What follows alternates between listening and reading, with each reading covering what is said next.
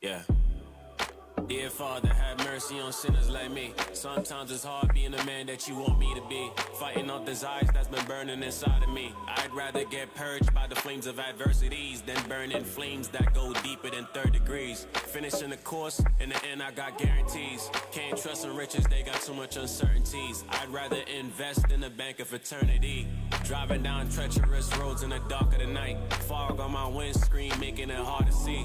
Obstacles got me swerving from the left to the right. Trials back to back, been doing this indefinitely. Surrounded by snakes, so I'm always taking heed. Devils crept in unawares and sowing seeds. I don't pet demons, that's one of my pet peeves. Never let a traitor shake your faith or what you believe. Fresh wave, when they come around, we show them the ropes. Music to the ears, they keep telling me, dog, this is dope. Musical chairs, who stays? Only he knows. Never could be sure, people come, then we watching them go. Adversary lurking, he just took like 3 in a row. Plant deep roots, in the end you reap what you sow. Kings on a come up, I'm so proud of them, watching them grow. Many call, few chose, hoping I'm making it though. Leg work, been doing some cardio. Pushing boundaries, wanna see how far this could go. Made it to the east, they don't like that I've been on a roll. Whole team litty, everybody just ready to blow. 0 to 100, all they could do is watch us go. Hated by my own kind, I've been so fortunate though. Talk behind my back, when they see me it's compliments though. Like your hustle dog, don't stop, keep going bro. Sharpening my senses and I'm learning just how to react. My impulses I done found is my enemy too. She my boo thing, chillin' where Miss Wisdom be at. Got every action that I take and the things that I do. Lost you for a while, I'm glad that you took me back. Treat you like glue, you the one that I'm sticking to. Baby, if I lose you, then I'm having a heart attack. You make sense out of everything I'm going through. Word to the wise, take heed to the letters I wrote. Through hella high water, this the raft that gon' keep you float. Things getting serious, this really not a joke. Hoping that you make it to the end on a righteous note. Hope you endure through it all and you finish strong. Get to meet your maker when he see you, he see no wrong. Don't be lukewarm, gotta choose which side you on. Don't be lukewarm, gotta choose which side you on. Real.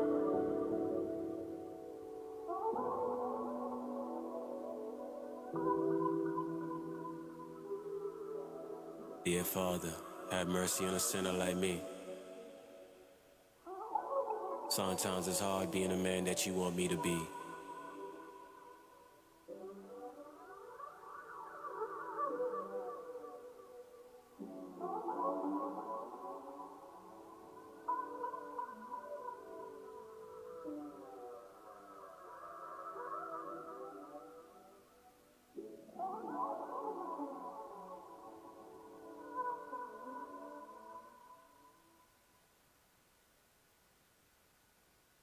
Watch for an op that gon' stab you in your back. There's some crabs in the barrel, they just wanna haul you back. Whoa, ain't stopping us, ain't stopping us, ain't stopping us now. I can't play with pride, gotta put it to the side. Wanna talk bad about me, let them know that's suicide. Work on my mind, you ain't gon' waste my time. 247 on grind, all of the time. 24/7, but in my past in the rear view. Now I got the spurs, see a clear view. Choose wise with the ones you let near you. If you rollin', then you gotta have the fear too. Ops wanna chat, I don't hear you. Want me to respond, I don't care to. Gotta kill him with silence. OG, my guy. Watch for a op that gon' stab you in your back. Cars in the barrel, they ain't wanna hold you back. On another level, I've been widening the gap, yeah. Ain't stopping us now, no way. Watch for a op that gon' stab you in your back. Cars in the barrel, they ain't wanna hold you back. On another level, I've been widening the gap, yeah. Ain't stopping us, no way. Pride, gotta put it to the side. Wanna talk bad about me, let them know that's suicide. Work on my mind, you ain't gon' waste my time. 247 on grind, all of the time. 24/7, solid like a rock right now. They wanna see me dry right now, but I'm headed to the top right now. They plotting and he steady taking shots right now. Ops wanna chat, I don't hear you. Want me to respond, I don't care to. Gotta kill him with silence. OG, my guy. Watch for a op that gon' stab you in your back. Cars in the barrel, they wanna hold you back. On another level, I've been wider than the gap, yeah. Ain't stopping us now, no way. Watch for a op that gon' stab you in your back. Cars in the barrel, they wanna hold you back. On another level, I've been wider than the gap, yeah. Ain't stopping us, no way. Pride, gotta put it to the side. Wanna talk bad about me, let them know that's suicide. Worry about my mind, you ain't gonna waste my time. 247 on grind, all of the time. 24/7, putting my past in the rear view. Now I got the spirit, see a clear view. Choose wise with the ones you let near you. If you rollin', then you gotta have the fear. Watch for a op that gon' stab you in your back. Get some crabs in the barrel, they just wanna hold you back. Whoa, ain't stopping this, ain't stopping this, ain't stopping this. Now my boy, watch for a op that gon' stab you in your back. Get some crabs in the barrel, they just wanna hold you back. Whoa, ain't stopping this, ain't stopping this, ain't stopping this. Now my boy.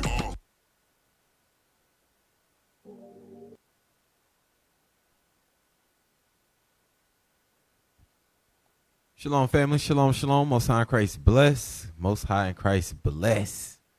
Hey, we in the building today. All praise to Most High. We in the building. All right, so let's set up prayers, family. Let's set up our morning prayers real quick. All right. Our Father, which art in heaven, hallowed be thy name. Thy kingdom come, thy will be done on earth as it is in heaven. Give us this day our daily bread, and forgive us our debts as we forgive our debtors. Lead us not into temptation, but deliver us from evil. For thine is the kingdom, power, and the glory forever. O Heavenly Father, God of Abraham, Isaac, and Jacob, we come before you today for thanksgiving. Give you thanks for giving us this knowledge and our identity in these last days.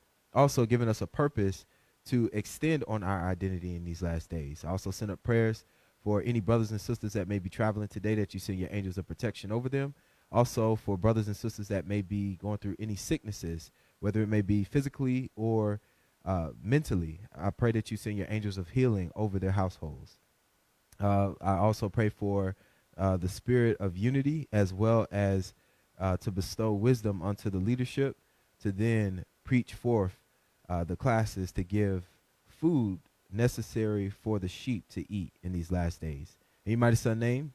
Oh, I also pray for the destruction of the enemy, that through their wicked devices, that you use their devices against them and steer them away from us. In your mighty Son's name, Jesus Christ, we pray. Amen.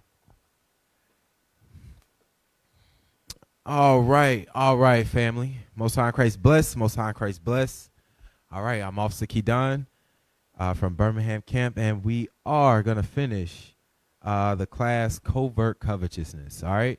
So the purpose of the classes was to show you the different forms of covetousness. How do you see it on you? And then, of course, how to battle it. If you know how to identify it, then you're better off with knowing how to fight it off. All right. So just a quick recap, because we went over a lot. All right. So let me see. It was a lot of information. All right. So we went over materialistic possessions, wealth. We also went over food that goes into gluttony. The first one goes into greed. We're currently, I'm going to recap on the social recognition part of it, which is going to stem into idolatry and envy. All right. Then we're going to finish it up with, of course, lust. All right. So let's get into it. Family. All right. Let's see. All right. And then I want to recap. I'm going to start at our identity taken, because it's very important with our identity being taken. It actually resulted in us following into other gods and envying the nation. So we're going to get into great detail of this. All right. So let's start off with Deuteronomy 28:15. Like I say, family, we just recapping from the last time y'all had me. All right. In all praises, it's always an honor to teach God's sheep. All right. Deuteronomy chapter 28 and verse 15. Uh-huh. But it shall come to pass, if thou wilt not hearken unto the voice of the Lord thy God, to observe to do all his commandments and his statutes which I command thee this day, that all these curses shall come upon thee and overtake thee. All right, so all these curses are going to come upon us. So these are evil things or evil wills that come against us, the nation of Israel. So if we did not keep God's commandments, these evil things was going to come upon us. All right, so let's go to Deuteronomy 28:45. Go to verse 45. Deuteronomy chapter 28 and verse 45.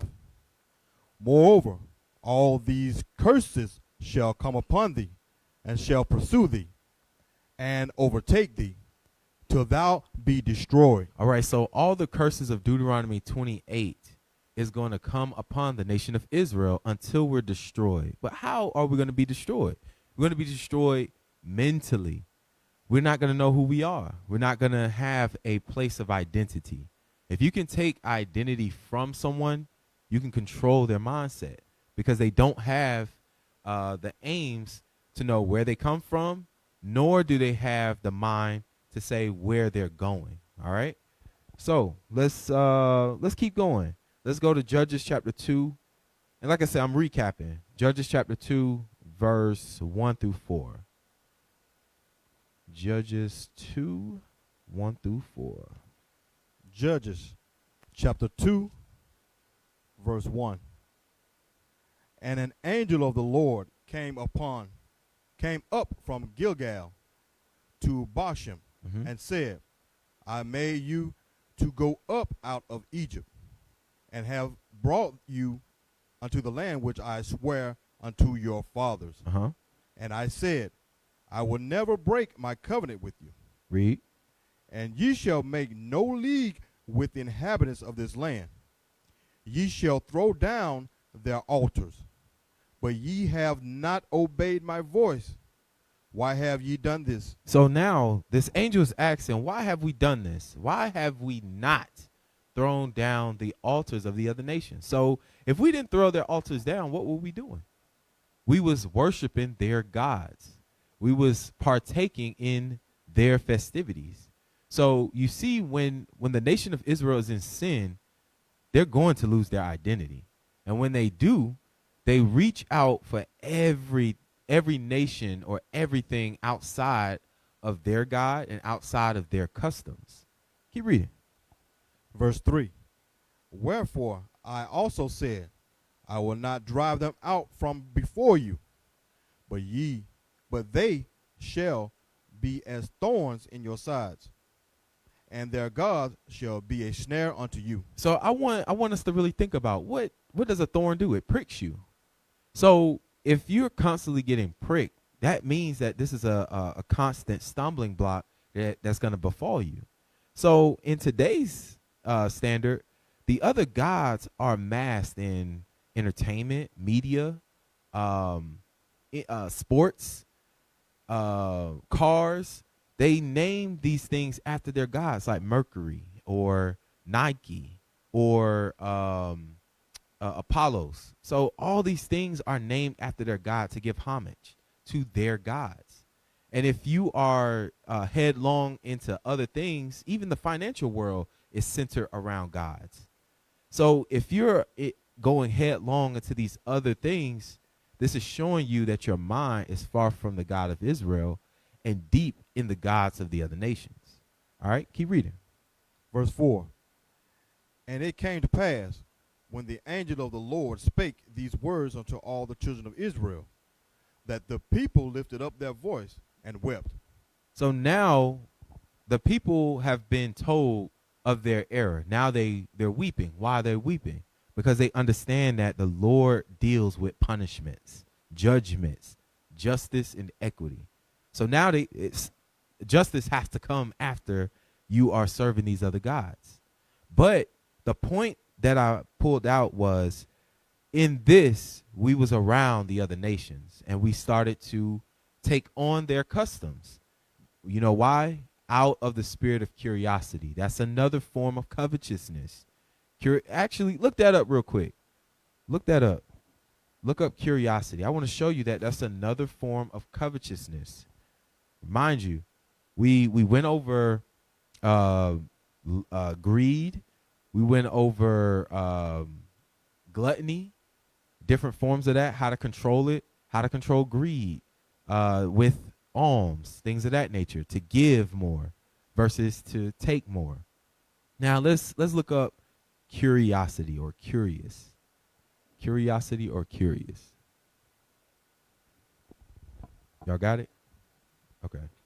Curiosity, a strong desire. Hey, what? A strong desire. All right, so remember, family, covetousness is a strong desire to do anything. Remember, covetousness is the root, but then it branches out into these other forms. So curiosity is what again? A strong desire to know or learn something. So now you're coveting knowledge.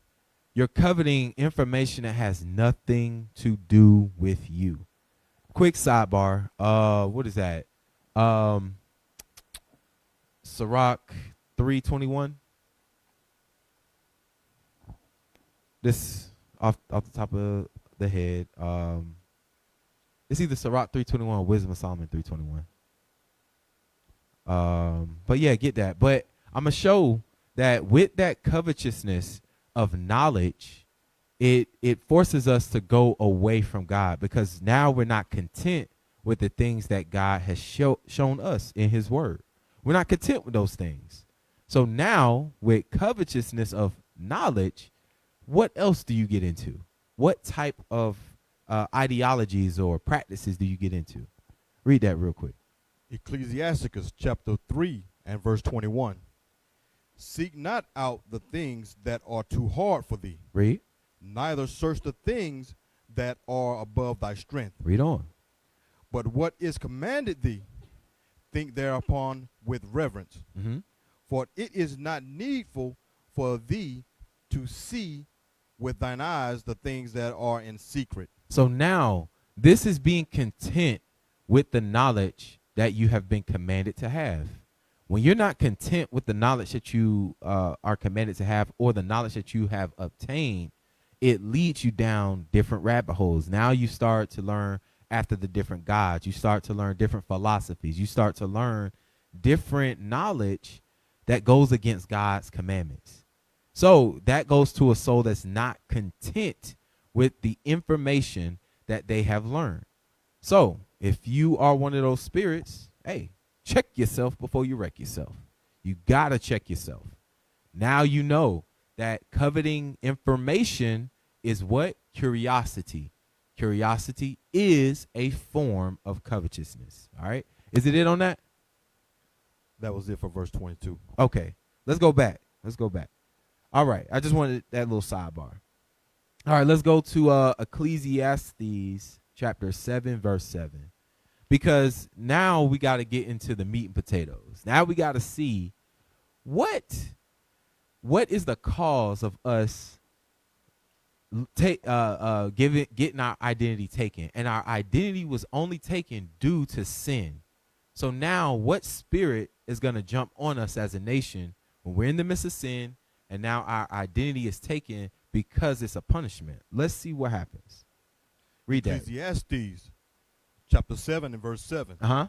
Surely oppression maketh a wise man mad. So oppression is supposed to make a wise man, a man of understanding, a woman of understanding God's laws. It's supposed to make you mad. Read.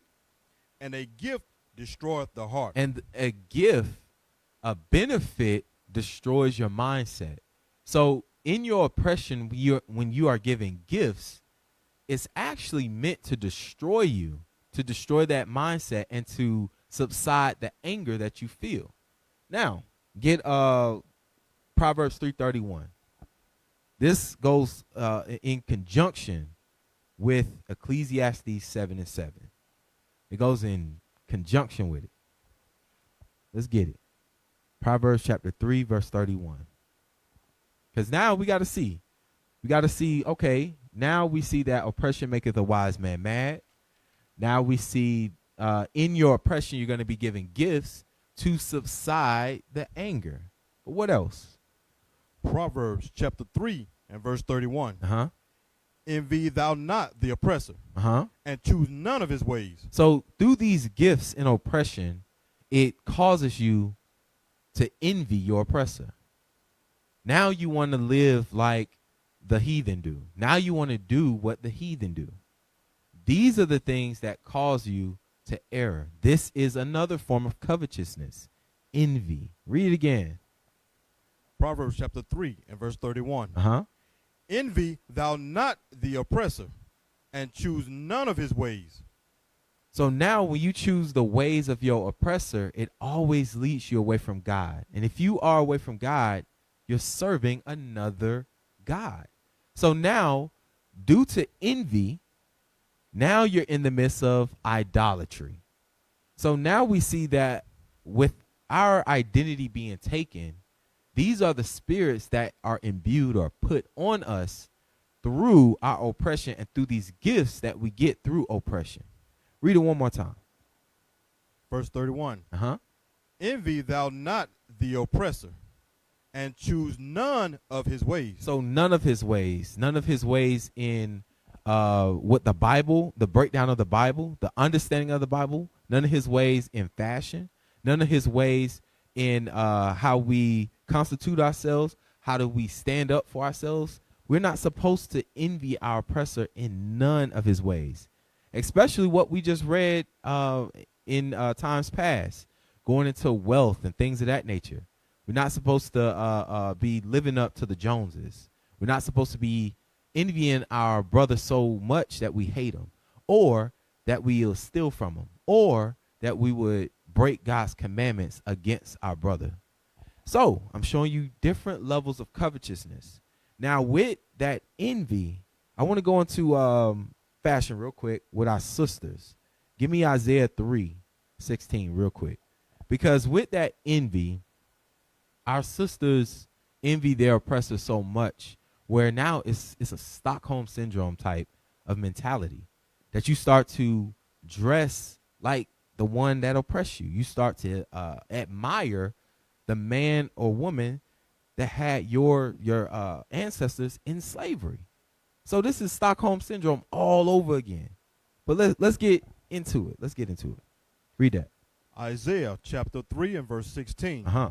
Moreover, the Lord saith, because the daughters of Zion are haughty, and walk with stretched forth necks and wanton eyes. So that very proud, wanton eyes, always trying to allure men.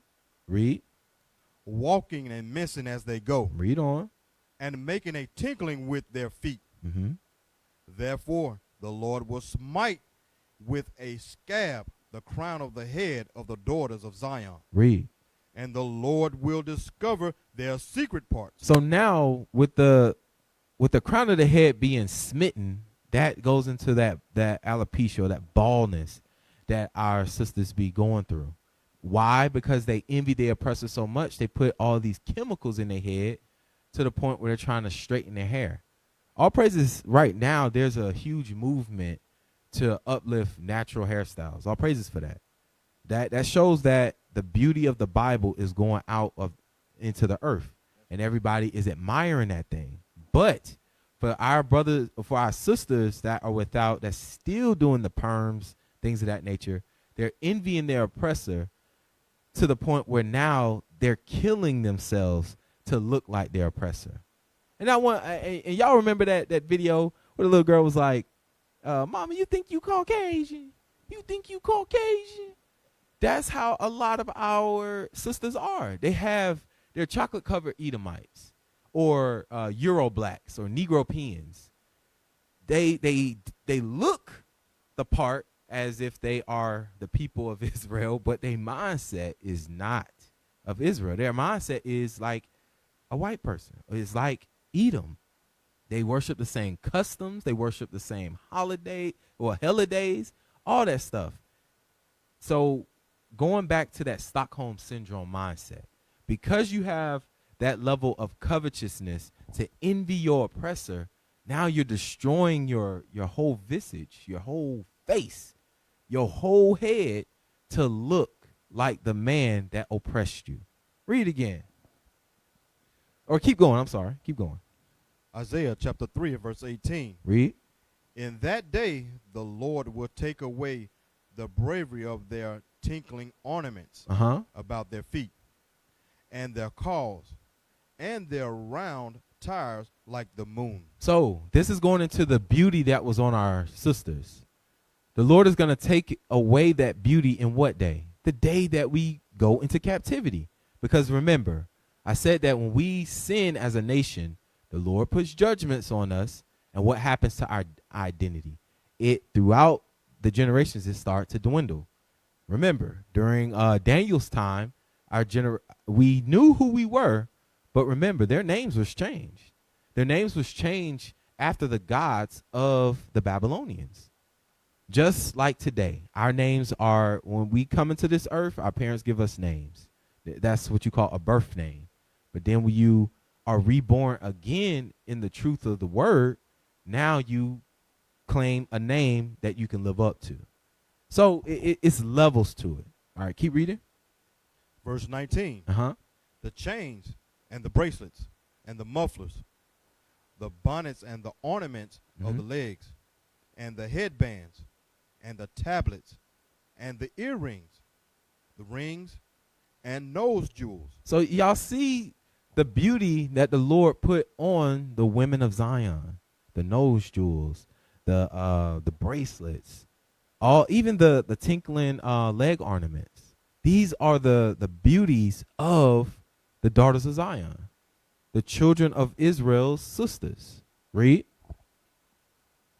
The changeable suits of apparel. Many different clothes. That was taken away from you because of your envy of the other nations. Read. And the mantles, and the wimples, and the crisping pins, the glasses, and the fine linen, and the hoods, and the veils. So all these things was taken away from our sisters because they envied the beauty of the other nations. Now, let's see who's the first author of beauty. Give me that in Wisdom of Solomon 13. We can start at verse 2 or 3. Matter of fact, 2. Start at verse 2. Wisdom of Solomon 13. Wisdom of Solomon, chapter 13 and verse 2. But deemed either fire or wind, or the swift air, or the circle of the stars, or the violent water, or the lights of heaven, to be the gods which govern the world. So this is going into, well, start at verse 1. Let's get the point. Start at verse 1. Because this is going down the same vein. This is all going down the same vein. Read. Verse 1. Wisdom of Solomon, chapter 13, verse 1. Surely vain are all men by nature, who are ignorant of God, and could not out of the good things that are seen know him that is. Neither by considering the works did they acknowledge the workmaster. So now it's showing you how vain men are about the things that they see on a daily basis, but don't recognize that there was a God that created it. Let's see the things that men see on a daily basis. Keep reading. But deemed either fire or wind, or the swift air, or the circle of the stars, or the violent water, or the lights of heaven, to be the gods which govern the world. So men in their vain, puny little minds, they look at nature to say that these attributes of nature are gods. The circling of the stars, the lights of heaven, that goes into the sun, the moon, the stars. The circling of the stars goes into the rotation or the movement of the planets.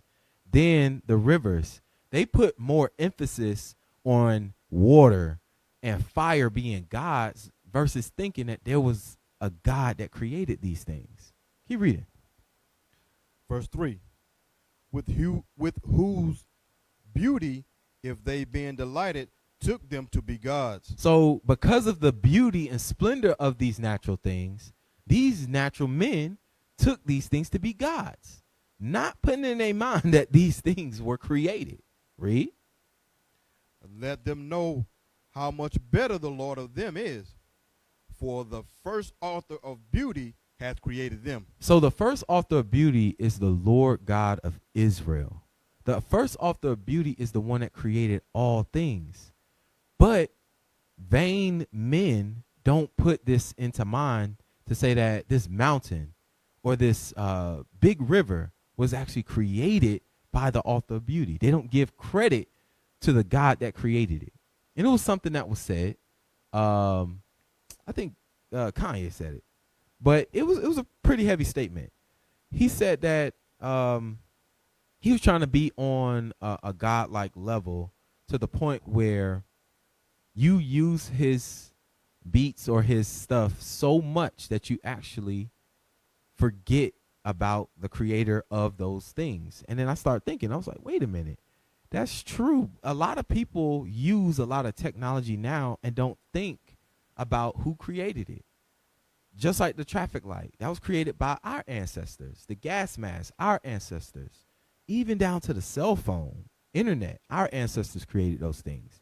But because through time and through misinformation, you forget the creator of the things that you use on a daily basis. So if this was taken away from you because you use it on a daily basis, it shows you how ambiguous or how invisible that creator is to the natural man, because you don't think about it even though you use it on a daily basis, showing you how important the creator of anything is. And just like God is invisible to us because we see the natural things that he created already. We always see the things. That's why we don't even put him in mind. That's where it talks about the vain men. They worship nature versus the creator of the nature that they're worshiping. So it's just something to think about, how the author of beauty, the God of Israel, now is not being reverenced with the things that he created. But what other things, since God is the author of beauty, let's go to another case. Go to Ezekiel 16, start at verse 8 now. Because since God is the author of beauty and we are his chosen nation, he imbued and put beauty on us through his laws. He showed us how to dress. He showed us how to act one towards another. These things emit beauty into the earth. And I'm going to show that. Read that. Ezekiel chapter 16 and verse 8. Uh-huh. Now when I passed by thee and looked upon thee, behold, thy time was the time of love. And I spread my skirt over thee and covered thy nakedness. Yea, I swear unto thee and entered into a covenant with thee, saith the Lord God, and thou becamest mine. Read. Then washed I thee with water. Read. Yea, I thoroughly washed away thy blood from thee, and I anointed thee with oil. So this is God making reference of us coming out of Egypt. So he did wash us. He washed us with his laws and took us away from the customs that we was following in Egypt. But let's keep reading.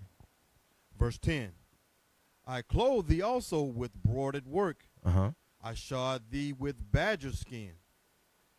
And I girded thee about with fine linen. And I covered thee with silk. Now, look at the precious fabrics that we wore as a nation, right? Now, jump down to verse 15. Then we're going to go up again. Verse 15. Uh-huh.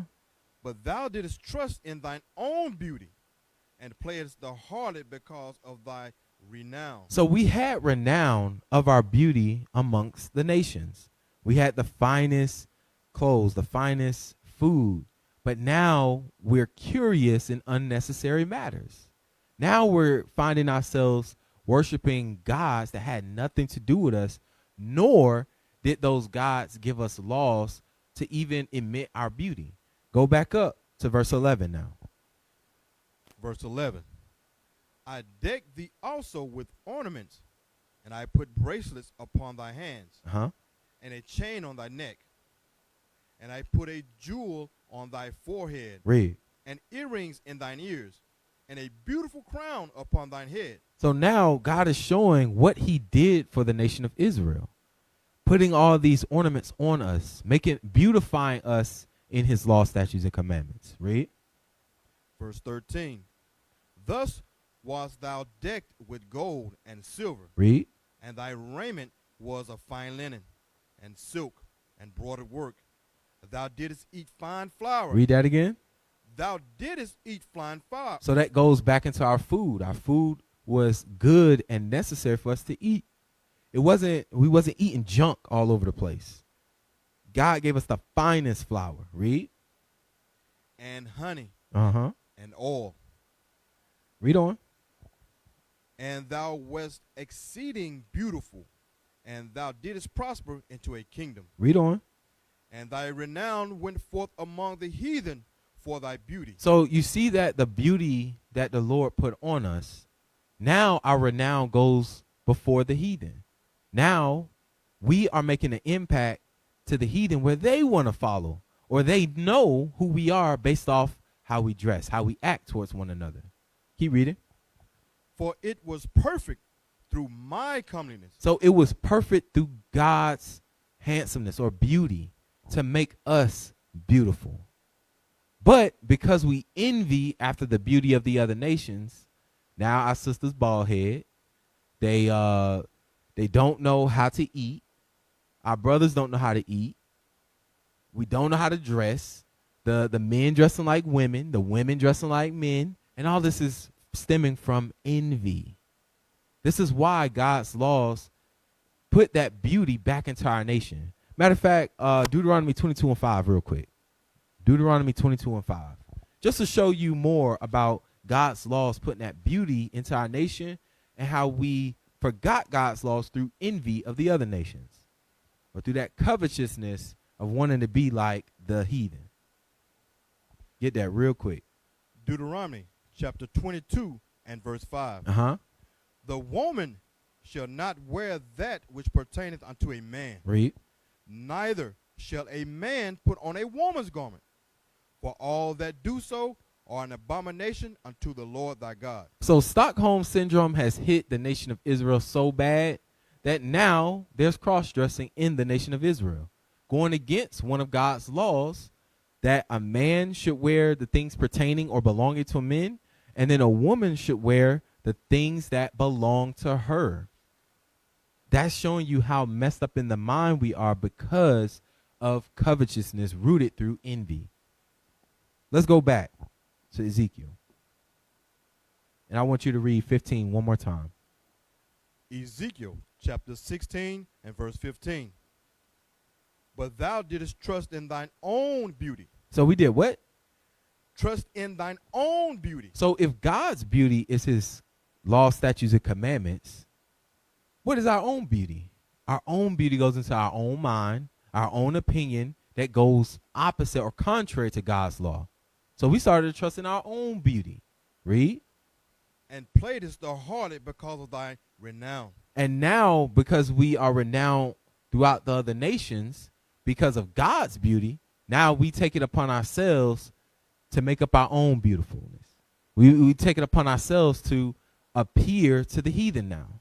And this is what's destroying us as a nation. Jump over to, you can drop that, Jeremiah 7:19. So now even more on the loss of identity. What else happens because we envy the other nations? What else happens? Read. Jeremiah chapter 7 and verse 19. Read on. Do they provoke me to anger? Uh-huh.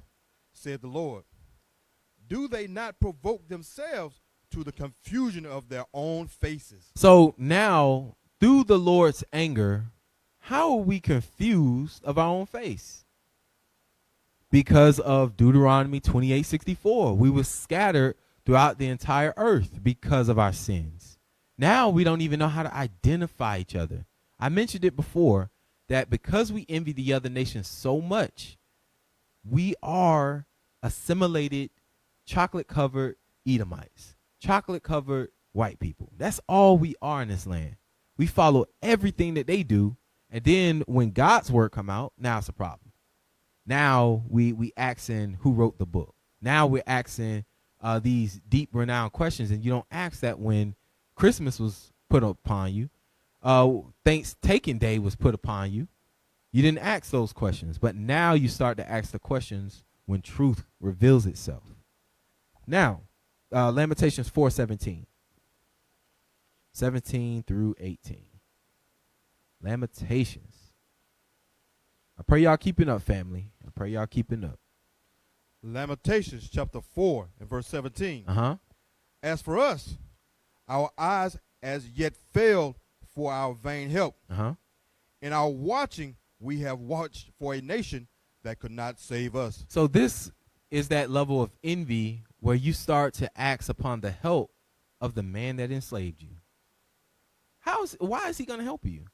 This is why we always have these conversations about we need to sit down. Our people always have these crazy conversations. We need to sit down and talk about these issues that's going on in our community.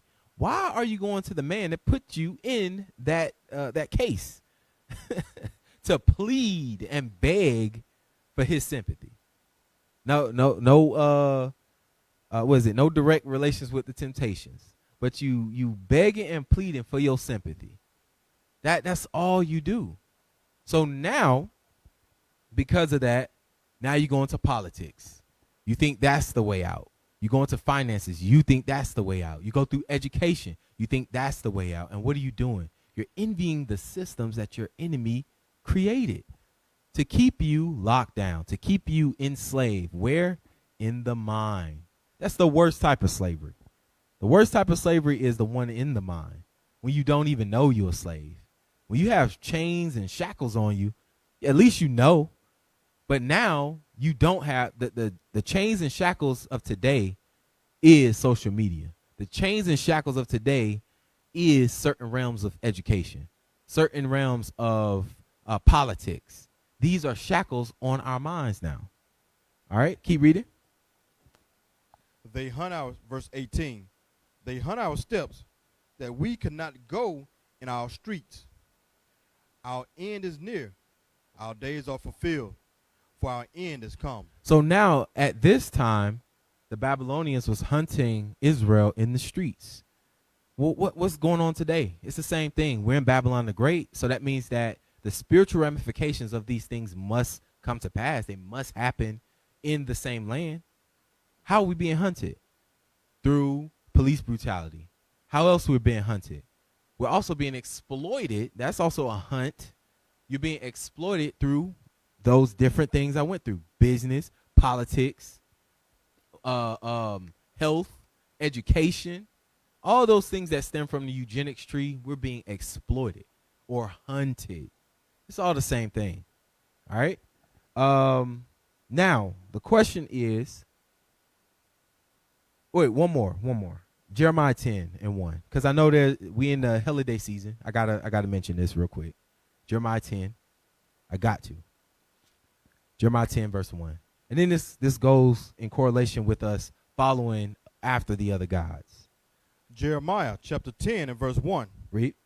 Hear ye the word which the Lord speaketh unto you, O house of Israel. Read. Thus saith the Lord, learn not the way of the heathen, and be not dismayed at the signs of heaven. So now the Lord is commanding us not to learn the ways of the heathen. Mind you, this is in Babylon. Learn not the ways of the heathen, and don't be dismayed at the signs of heaven. When you're dismayed at something, that means that you are in a state of fear, that you reverence that thing as a idol, a god, or you reverencing it as something powerful. So now, where does that go into? When you start to be dismayed at the signs of heaven, it goes into astrology. All the Leos, Scorpios, and that foolishness. It goes down all into that garbage. But at the same time, it goes into other holidays. Let's keep reading. For the heathen are dismayed at them. Uh-huh. Verse 3. For the customs of the people are vain. For one cutteth a tree out of the forest, the work of the hands of the workmen with the axe. So now, because we envy our oppressor so much, we find ourselves cutting trees out the forest. We find ourselves with a tree in the house. I don't know why. Read. They deck it with silver and with gold. Read. They fasten it with nails and with hammers that it move not. So they fasten it with nails and hammers that it don't move, right? And then there was a belief at that time that the spirit of Nimrod was in the tree. And if you didn't make sacrifices unto it or those presents or gifts, that this tree would attack you. Read. Verse 5. They are upright as the palm tree, Read. but speaketh not. They must needs be born. So these trees don't have life. They don't speak, and they must be carried. But it says it's upright like the palm tree. In the time of Babylon, they was using palm trees for this custom. In today's standard, Esau changed it to the pine tree. Why? Because the pine tree represents eternity. Pine trees, when you look at them, they don't die. So, or they don't wilt in the winter. So Esau used the symbology of the pine tree to represent eternity. Keep reading. They must needs be born because they cannot go. Be not afraid of them, for they cannot do evil.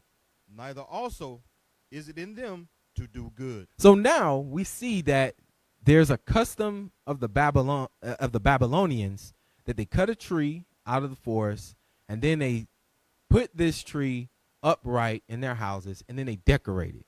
This was a Babylonian custom. Now, how in the world is in 2023 you about to have a lot of our brothers and sisters that are without this truth celebrate a Babylonian custom under the guise that Christ died on that day? Make it make sense. We are reading things in Babylon, and now we fast forward to today, and this custom is still being practiced to this day. So envying or getting your identity taken leads to envy. That's a form of covetousness. And then it leads to us falling into idolatry. That's the sin behind that covetousness. All right, let's keep reading. Oh, wait. No. We're going to keep going. So now the question is, how does lack of identity translate to relationships now? How does us losing our identity go into the relationships or how we treat one another in God's laws or without God's laws? Give me Sirach 25:1 now. Now we caught up. Family. We caught up. All right. Ecclesiastes chapter 25 and verse 1. All right. In three things I was beautified, and stood up beautiful, both before God and men. The unity of brethren, the love of neighbors, and a man and a wife that agree together. So the purpose of me bringing this out is that we are a nation built behind relationships. You see that there's three forms of the relationship that is beautiful or beautified before God and man. You have the unity of brethren that goes into the unity of the 12 tribes of Israel. Then it says the love of neighbors. This goes into the tribes dealing with each other according to God's commandments. Then you have a man and a wife that agrees together. This is the foundation of the nation. A marriage, a good, healthy marriage under God's law, statutes, and commandments induces a healthy nation. So if there's problems in the household, that will reciprocate throughout your community. That's why it's called a community, common unity. What is the common unity in? It should be in God's commandments. So if we are a community or have common unity in keeping God's commandments in marriage, that's the building blocks of a good nation. Does that make sense, family? All right, so we are a nation derived and centered around relationships. But when our identity is taken away from us, how can we tell who do we belong to? We can't. So now our relationships are severed. Our ties are cut. Now let's see what else happens. Go to Jeremiah 2:33. Now when your identity or lack of identity translates to relationships, since we are a nation built around relationships pertaining to God, because think about it. The entire Bible is about God, his people, and then the relationship they have with one another and their God. That's it. That's it. That's a sum of the Bible. It's only about Israel. That's it. All right. Read that. Jeremiah 2:33. Jeremiah chapter 2 and verse 33. Mm-hmm. Why trimmest thou thy way to seek love? Therefore hast thou also taught the wicked ones thy ways. So now, with a lack of identity, we start to have low self-esteem. With this low self-esteem, we start to trim God's ways to seek love of the wicked. So now you're not telling the wicked what they're doing wrong to correct them so they can change it. You start to subside or go into their wickedness. Especially y'all brothers and sisters, with the holidays coming, just be mindful of, especially if it's your first time in the truth, this your first year. All praise to the Most High, you made a year, but you are battling. That's why we have certain things that the school do. We have these holiday getaways where you can go to the school, be around like-minded individuals. But you have to operate with tact with your family around these times, because they're going to send you the text chain emails about emails or text messages about Thanksgiving Day and Crimbus that's about to come. They're gonna send you all type of messages. But you got to act wise. You got to be wise in these things, family. All right, go to Proverbs 17 and 9. Proverbs chapter 17, verse 9. Let's get it. Proverbs 17 and 9. Proverbs chapter 17 and verse 9. Uh-huh. He that covereth a transgression seeketh love. So wait a minute. So if you cover a sin, you're seeking the love of who? A sinner. Keep reading. But he that repeateth a matter separateth very friends. So now if you repeateth the matter, always bringing to remembrance the things that you must keep that goes against God's laws, you're going to separate very friends. That means the fake friends, you're going to separate them. But the real ones are going to stay to you. All right? Go to Proverbs 11 and 12 now. Proverbs 11, verse 12. All these, remember, we was dealing with our identity being taken. What does that correlate to? Envy and idolatry. Now we're translating that into how does that affect us in our relationships with one another? Read. Proverbs chapter 11 and verse 12. Uh-huh. He that is void of wisdom despiseth his neighbor. So if you are void of the application of God's commandments, you hate your brother. Read again, soldier. Read again. He that is void of wisdom. So he or she that is absent of keeping the laws of God or the application of God's law, read. Despiseth his neighbor. You hate your brother, read. But a man of understanding holdeth his peace. So a man of understanding the application of God's commandments, he's going to hold his peace with his brother or sister. Because you understand how to apply God's commandments and when to apply God's commandments. It's all about timing when it comes to the Most High. I was telling the officer here, I said, it's amazing. We serve a God out of time, but he's always on time. He's always on time with certain things that happen in the earth, even though he's out of time. So it's amazing. So with that mindset, now that we have brothers and sisters that are void or absent of God's commandments, they're going to hate their brother. So now you don't know how to quell your covetousness to the point where now you're stealing from your neighbor.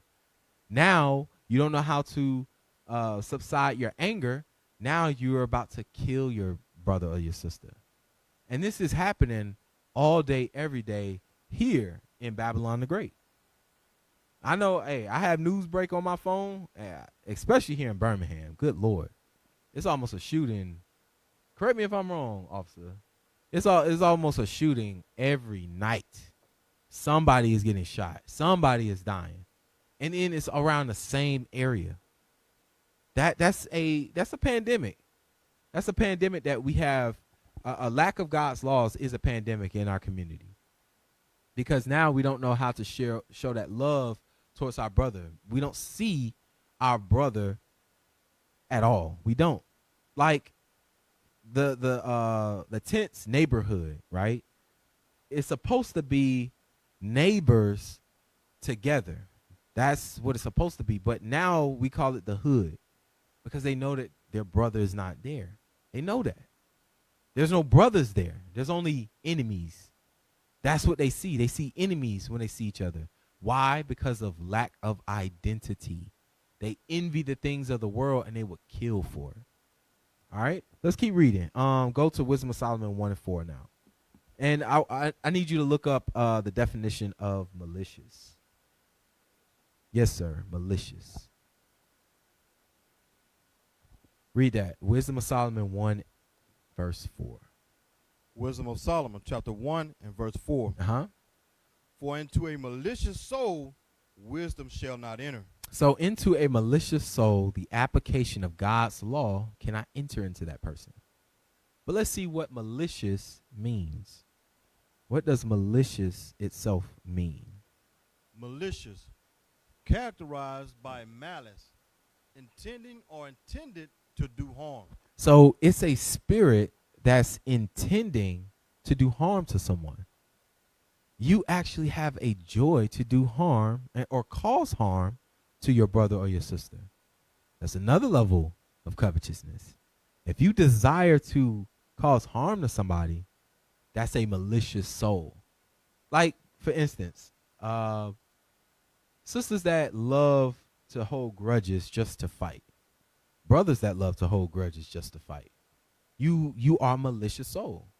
You love to hold on to negativity just to lash out in your anger, and you enjoy that thing. That's a sick soul. So what can clean up a sick soul? God's commandments. That's where it goes back to. But because that level of covetousness, of maliciousness, now you enjoy to cause to you enjoy to do harm to someone or something. Now you lost in the sauce. Read that verse one more time. Wisdom of Solomon 1 and 4. Wisdom of Solomon, chapter 1 and verse 4. For into a malicious soul wisdom shall not enter. So into a man or woman that desires to cause harm to someone, the application of God's laws cannot enter into that person. It can't. So now I want you to really think about this, Israel. Through these different levels of covetousness, especially envy. Envy is one of the major ones. Now that we envy the other nations so much, they have bred in us and put in us the attributes of hatred to self. Because if you hate yourself, you're going to reflect that to your brother. So all this is, we're reading about self-hate. Brother killing brother. You hate yourself first before you lash out on the brother or sister that looks like you. It goes back to self-hate. Why? Because you're envying the heathen. You're envying the other nations. Let's go to Sirach 6 and 5. Let's see what can clean this up. What spirits must we put on ourselves, or what attributes must we share or do to fend off this malicious type of spirit, this hateful type of spirit? Read that. Ecclesiasticus. And this goes especially for the sisters. Read that. Ecclesiasticus, chapter 6 and verse 5. Sweet language will multiply friends. It says sweet language multiplies friends. Read it out. And a fair speaking tongue will increase kind greetings. So a fair speaking tongue will increase kind greetings. When a brother or sister, primarily a sister, when she's well spoken of and good with her speech, she knows how to articulate herself, and she's nice and pleasant. There's a lot of good things said about that sister. Go to Proverbs 15 and 1 now. It's saying the same thing. Proverbs chapter 15 and verse 1. Uh-huh.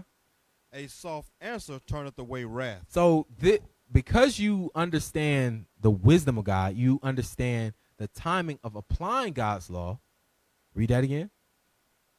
A soft answer turneth away wrath. You know when to give a soft answer, to turn away anger or wrath. Wrath is actually the action of anger. So your soft words can quell a spirit. Read.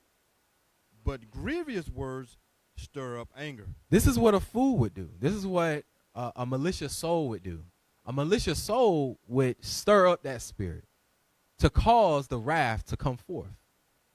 Oh, I bet you won't hit me. I bet you won't. And chest bumping and going on. No. We're not supposed to operate like that. And this is why, due to envy in the other nations, it caused us to hate oneself, and now we need to fix it. We need to pick up the pieces and find where in God's law can we apply this to our lives first, and then be a good representation of God's laws in our community, so then it becomes contagious. Then everybody else wants to do it because they see us doing it. Now we got to see, okay, what was the problem? It's envy. How do we fix it? You fix your mouthpiece first. You fix how you speak to people. And this is in God's law. Go back to Sirach chapter 6. We're going to jump down to verse 7 now. Ecclesiasticus chapter 6 and verse 7. All right, so this is the prerequisite of how to prove a friend. But we're going to see, what does it mean to prove a friend? Read. If thou wouldest get a friend, prove him first. So you must test this friend. How? You must test them off the application of God's law. That's the only way that you can tell if this is a friend or a foe. How they apply God's law and in what situation they are put in to get God's law out of it. Or if they just negate God's law with whatever situation that they're in. Read again. Verse 7. Uh-huh. If thou wouldest get a friend, prove him first. So we must test this person or test this friend with God's laws first before they can become a friend. Keep reading. And be not hasty to credit him. So we're not supposed to be too quick to credit that this is my friend. A lot of us, because of low self-esteem, because we lack our identity, we were very quick to grab on to whoever is near us, not really looking at the attributes that's on that soul. And the attributes are shown through people's actions. For instance, it's amazing that God has these laws in effect, especially like the 10 Commandments. Thou shalt not kill, thou shalt not steal, thou shalt not bear false witness. These things, right? But each of these laws, when it says a spirit, it's just an attribute. So that means that if somebody steals, they're going to have certain actions that qualify them as a thief. If somebody is a whoremonger or let's start with disrespectful to their parents, right? They're not keeping that commandment. They're going to show signs or actions that they're disrespectful to their parents, whether they're talking back, whether they are not following the commandment of the parent, whatever it may be, is shown through your actions. So when we say, hey, you got a spirit on you or this type of spirit on you, it's showing that your actions are moving a certain way that lines up with what's written that we're not supposed to do. So I want y'all, don't get lost in the sauce when we be like, hey, this spirit, that spirit. We always saying it's attributes or actions that you are following to fall under a thief. It's actions that you're following to fall under one that is covetous or one that lusts after women or vice versa, lusts after men. It's actions first. So an action of someone will prove who they are. Read that one more time. Ecclesiasticus chapter 6 verse 7. Read. If thou wouldest get a friend, prove him first, and be not hasty to credit him. So we're not supposed to be hasty to credit these friends, right? That's the reason I'm saying that. Keep reading. For some man is a friend for his own occasion. So there's a man or woman that's a friend of their own occasion, meaning they're own devices. They're only using you either for position, fame, wealth, whatever it is. They're using you. They're exploiting your gifts to either get a higher position over you or to either take your position. Keep reading. And will not abide in the day of thy trouble. So now, when it's your trial, they're not there. They're there when you're prospering. They're there when you're doing good, but they're not there when you hit rock bottom. So this is a friend that you not supposed to get. One that, and this shows you if they are a friend or not. So a friend will be there in the good and the bad times, not just in the good. So if they're only there in the good times, and when the bad times roll around and they're not there, that's not your friend. Keep reading. And there is a friend who being turned to enmity and strife will discover thy reproach. So now you have another friend, right? You have another friend that once they are turned to anger, now they're going to discover, or they're going to start telling all your secrets, putting your business on Front Street when there's no need to. So a soul that does that, that's not your friend. That's an enemy. That's an enemy.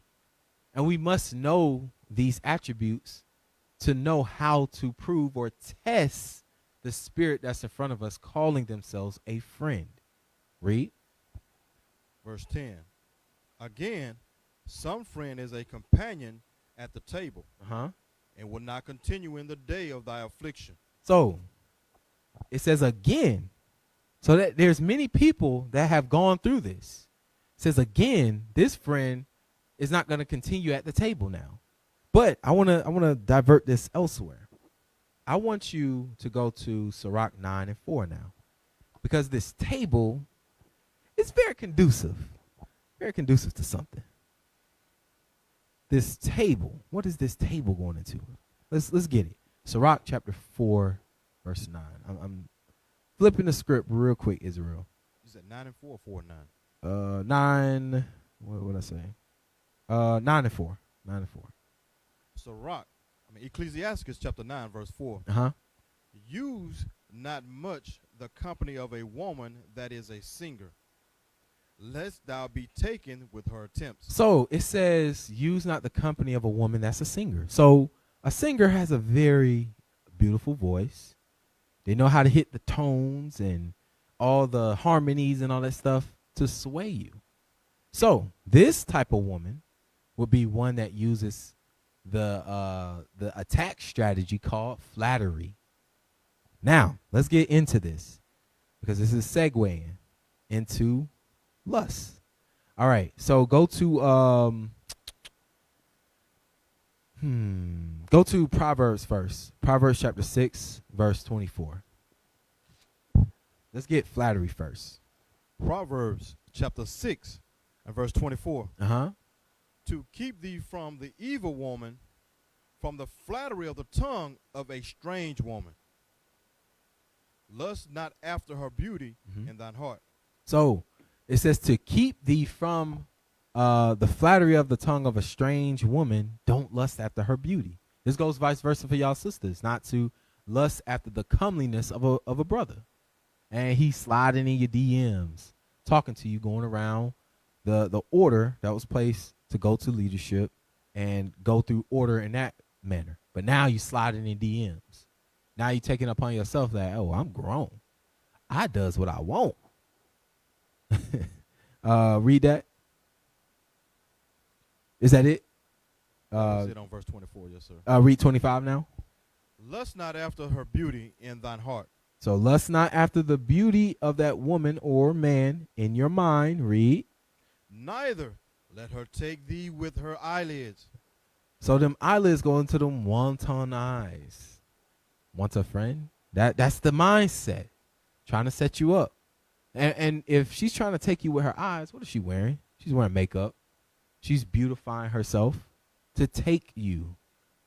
We have to, in God's law, it expounds on the spirit of flattery, how it looks, how it comes on, how it even happens. So now we understand that all the flattery, define flattery real quick. Because we can throw this word around, but let's get the root definition of the word flattery so we all understand what it is and don't have our own meaning of what it is. Let's define flattery real quick. Flattery, excessive and insincere praise. It says excessive and insincere. So now you are not sincere in what you're saying. You know what that's being? You're being fake. You're not real. You're insincere. Read it again. Flattery, excessive and insincere praise, given especially to further one's own interest. You see that? Flattery is only meant to further someone's else agenda. So they're using their sweet language, but they're using it in an evil tense now, an evil case. And because they're using it in that manner, now it's to further what they want to do. It's to further their agenda. So now they're putting that on you to exploit you, to use you. This type of person you got to stay away from. This is a malicious soul. And because we lust after having friends, wanting to be identified by everybody, now we don't know anything. All right? Go to Romans real quick. Go to Romans. Oh, got some technical difficulties. Hold on, Israel. Hold on.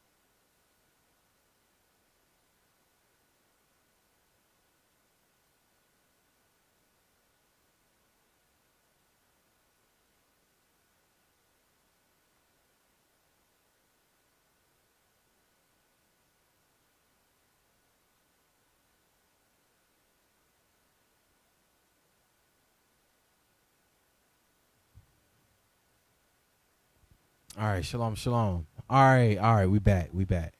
Just had a quick technical difficulty. All right, we back. All right, so I wanted to go to Romans real quick. Romans 12 and 9. Romans 12 and 9. Because now we define flattery, and it says excessive praise that's insincere. So it's not meant for your betterment. It's meant to destroy you. So flattery is a tool used against you, right? So let's get Romans 12 and 9. Romans chapter 12 and verse 9. Mm-hmm. Let love be without dissimulation. So let love be without fakeness. Actually, let's define dissimulation. Let's define it. Because this is what's going on in today's standard, especially when you mention about like social media. I ain't gonna lie, like some of social media is just garbage. It's fake. It's not real. It's meant to paint a fictitious picture to you to fool you into exploiting you out of what? Your money, your resources, your goods, for someone else to live a lavish lifestyle. It's a lot of things online that are fake. And especially the day and age that we living in, now we have so much fakeness in the earth that, you know, when especially these sisters, when they take these pictures, and it's all these type of filters now. They don't look like themselves. They look fake. They look AI generated. I want y'all to really see that this world is a practice of dissimulation. We're going to get it. Define dissimulation for me. Dissimulation. Concealment of one's thoughts, feelings, or character pretense. Read again. Concealment of one's thoughts. So concealment. So that means I'm not telling you how I really feel. I'm hiding it. That's subtlety. That's being secretive about certain things. Also, you being fake. Because your real intent is meant for malice. It's meant to cause harm. But you package it up. You package up your malice and guise into this nice ribbon called flattery. It's fakeness. You being fake. All right, let's go back to Romans. Read that again. Romans chapter 12 and verse 1. I beseech you, therefore, brethren, by the mercies of God. Go ahead. That ye present your bodies a living sacrifice, holy, acceptable unto God. Well, 12 and 9. I'm sorry. Read 12 and 9 again. Romans chapter 12, verse 9. Let love be without dissimulation. So let love be without fakeness. Let love be without hidden motives. Let love be without hidden agendas. And what is love? Keeping of God's commandments. So be real. Be sincere. Keep reading. Abhor that which is evil. So hate that which is evil. Read. Cleave to that which is good. What is good? God's commandments. So we're supposed to hate sin and cleave unto God's commandments. But we're supposed to be real in that thing. We're not supposed to be fake, having this fake facade of who we think we are. That's that social media mindset. I know I'm tired of it. Especially, it's funny when it relates to the truth as well. It's funny when you have a young kid trying to show somebody else on the internet how to do something so advanced, but all they did was take it from somebody else that was a pro at it and that's been doing it for years, and they're trying to replicate it in like manner. There's certain brothers that's in the truth or in the truth that will learn under men of renown that's been teaching for 20 plus years, and they only been learning 3 years, and now they're deacons and elders of schools. It makes no sense. It's fake. You're being fake in your actions. That's what I said. That's that whole social media mindset. Let me take a picture of everything to show all the highlights of my life. But you don't take pictures of the bad stuff when them bills due. You don't have the money to catch up with the rent. You ain't taking a picture of that. You ain't taking a picture of that eviction notice that you hiding in the camera behind you. You ain't taking a picture of that. So always remember, especially I have to go on social media because it's big now. It's rampant. A lot of people post a lot of stuff on social media, and it ain't real. It's fake. All right, let's go back. Go back to what was that? Proverbs. Proverbs 6:25. Read that one more time. I got 15 minutes. 15 minutes.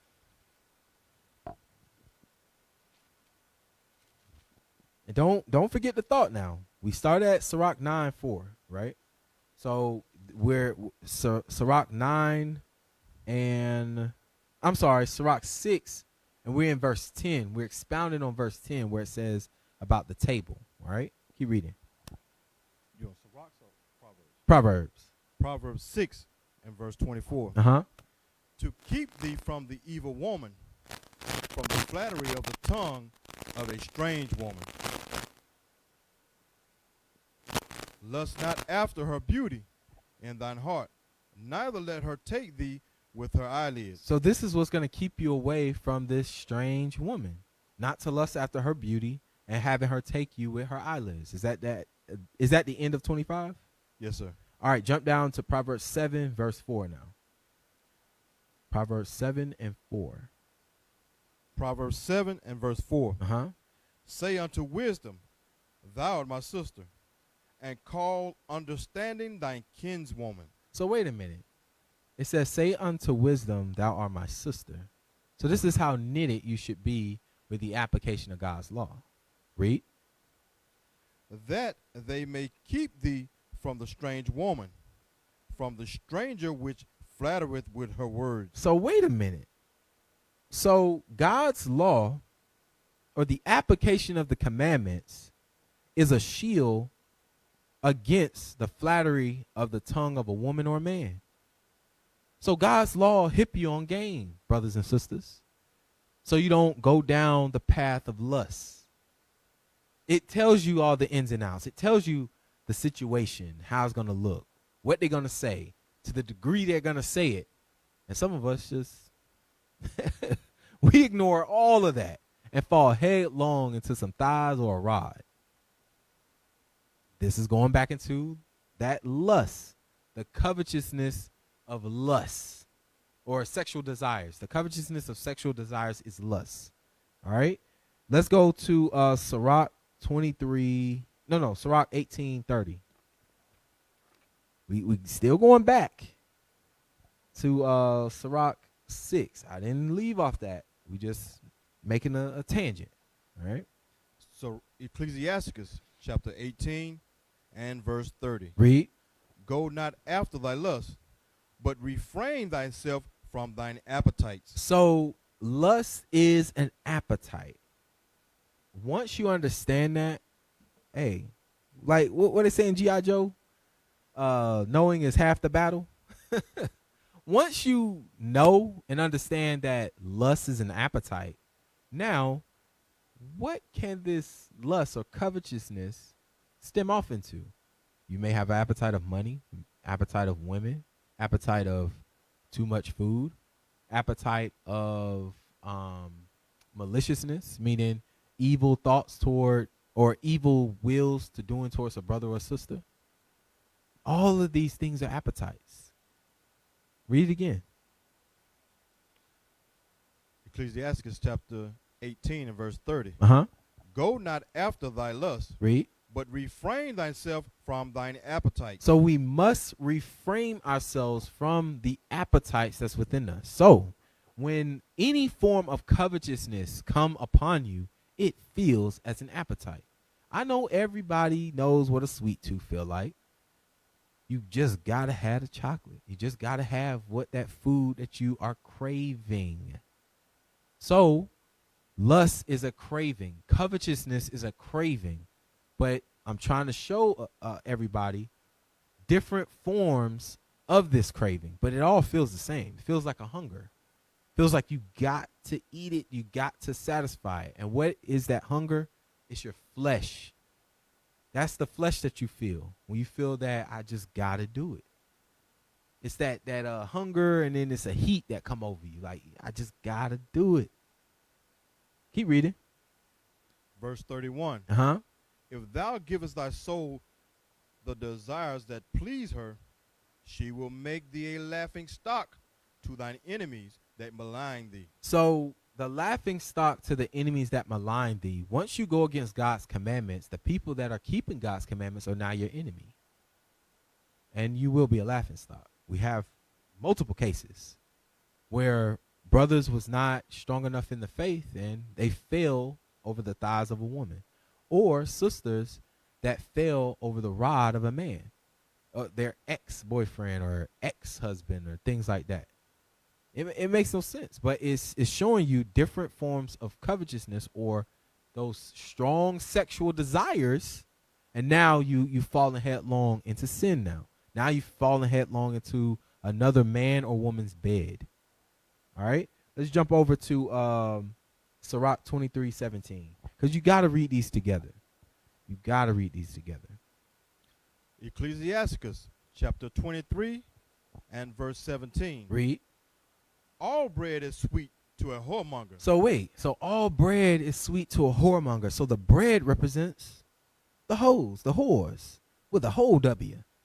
It represents them. That's what the bread is. So think about it. Remember, I mentioned an example dealing with a sweet tooth.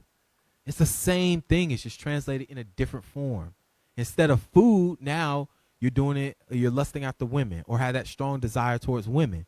Instead of food, now you have that strong desire of status or of riches or wealth. Instead of food, you have a strong desire of social constructs or social statuses. But it's still the same hunger. It's still that same craving. It feels the same. It's just translated in a different form. Read again. Verse 17. Uh-huh. All bread is sweet to a whoremonger. He will not leave off till he die. So you see the malicious or the evil acts that we have one toward another, that we don't even know how to love each other, to the point that now we are breaking God's sexual just laws, his laws pertaining to how we govern ourselves in sex and actually in sex. So now we smashing everything that we see. Now that we are being whores to every Tom, Dick, and Harry, it's showing a lack of identity because we don't know who we are. And because we don't know who we are, we lust after the other nations and lust and envy the other nations' ways. We're not applying God's laws. All right. Let me start finishing up. Jump over to Sirach 21:2. Ecclesiasticus chapter 21 and verse 2. Read. Flee from sin as from the face of a serpent. Read. For if thou comest too near it, it will bite thee. So if I were to throw a snake on the ground, it could be a fake one. If I were to throw a snake on the ground in a crowd of Israelites, you really think they're going to sit there and try to examine what type of snake is it? If it's fake or real? No. You're going to flee from that snake. You're going to flee from it. Why? Because you're afraid of its bite. But for one that gets too close to this snake or sin, the snake then bites you. It's a quick snap, right? You really don't feel it, but it's the venom that kills you. Your brother or sister that's battling porn, your brother or sister that's battling talking to people, enticing people in the DMs. These are forms of covetousness, especially the lust sort. Now you battling this thing, meaning you falling headlong in it. Now you fall headlong in it, and then you like, okay, I'm going to refrain myself from a little bit. But it already bit you. Now the poison is going throughout the entire body, and it's a slow kill. That's what we don't really think about. When you revert back to these sins, you're slowly killing your spirit. It's a slow poison. It's a slow death. That's the worst type of death. You think you fine and good, then you just fall out. You out the truth now. Because the decibels of his or her voice went up too high for you. You couldn't take it. It makes no sense. It's because of the sins that are covering you. All right, keep reading. Flee from sin as from the face of a serpent. Read. For if thou comest too near it, it will bite thee. It's going to bite you, infect you with this poison. Read. The teeth thereof are as the teeth of a lion, slaying the souls of men. So the only thing that can slay the souls of anybody is sin. That's the only thing that can slay the souls of anybody. So it's showing you with the teeth thereof, it latches on to you. Kind of like a pit with a vice lock. It latches on, it doesn't let go. And then some of us ain't even fighting it. We just falling headlong into it. We ain't even trying to fight the sin. We ain't even trying to fight that beast, that lion, that pit bull that's trying to bite us. The snake that's trying to bite us. We ain't trying to fight. We get bit like, oh, I got bit. Ooh. And then we just stay down and out. So I'm showing you with lust, this is a reflection of envying the other nation's ways, envying their sex practices. They can have boyfriend, girlfriend, go man to man, woman to woman. They don't care. They don't have laws that govern them under that. So now we envy that, and now it's breaking down our nation. It's causing a pandemic called single parent households, which is a sickness in our community. Now, let's go back to Sirach 6, verse 10 now. So I went that route to really go into lust. Now, that's one of the major covetousness that Israel faced. Because when you read the history, the other nations knew to pose their women to have the foolish or simple men fall away. And it's always around lust. It's always around lusting after, and I'm talking about in the sexual desires, lusting after the nations in that. Keep reading. Or go back to Sirach 6 now, verse 10. Ecclesiasticus chapter 6 and verse 10. Read. Again, some friend is a companion at the table. Read. And will not continue in the day of thy affliction. So now, the reason I mentioned this whole ordeal is because now you have these boss bees now, these women that think that they're the prize. They're at the table, and now if a man falls on hard time, they're ready to leave him and jump on the next ride, versus sticking it out and building with that man. Now they use flattery to get into that position. And now they're exploiting that person based off their riches, based off their name, their fame. And now when all that goes down, when they are in a slump in their life, oh, I gotta bail. I gotta worry about me. That's that mentality, that dissimulation, that fakeness that we gotta get rid of. Keep reading. But in thy prosperity, he will be as thyself. Read. And will be bold over thy servants. Read. If thou be brought low, he will be against thee, and will hide himself from thy face. So they're always against you and hide themselves from your face. Read. Separate thyself from thine enemies. Separate thyself from who? Thine enemies. So these are attributes of an enemy, not a friend. A lot of us on social media, I got to go there again, especially this Facebook. We always calling people friends and attaching ourselves to people in the past that needs to stay in the past. That's the downside of Facebook.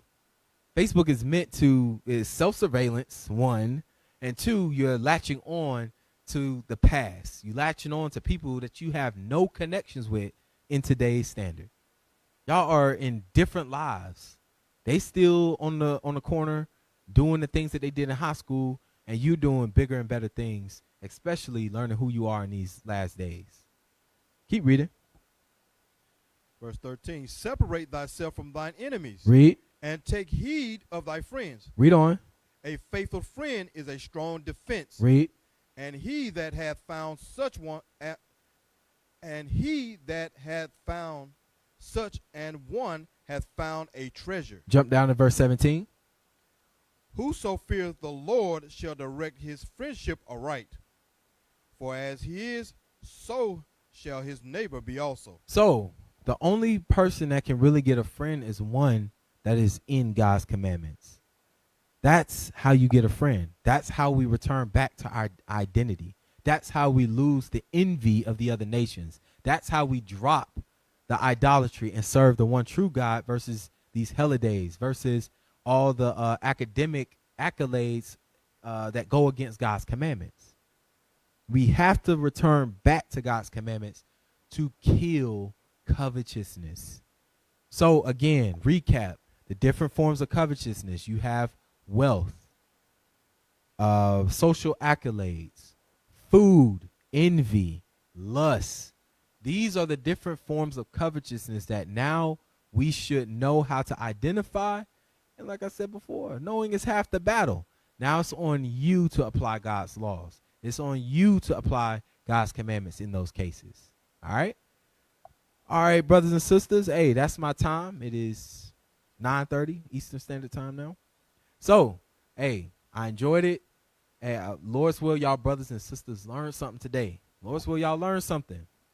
And remember, we have mid-morning medicine coming up next. We also have different forms of teaching throughout the day, 7 days a week on all social media platforms to occupy your mind in God's commandments. So always remember that, family. Always remember that. All right, so this was Covert Covetousness. All right, I'm Officer Key Dunn, signing out from Birmingham. Shalom. Most High in Christ bless.